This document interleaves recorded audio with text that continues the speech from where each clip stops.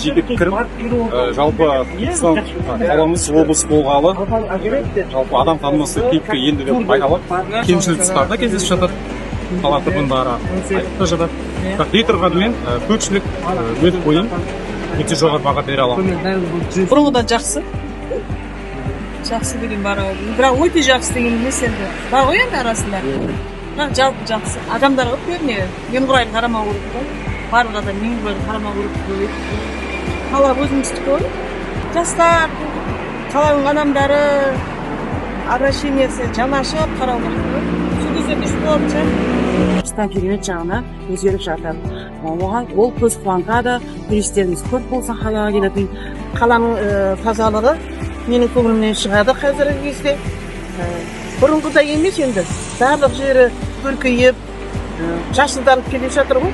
Мына әсіресе орталық жақта қаланың тазалығы өте керемет. Жақсы деген баға беруге болады.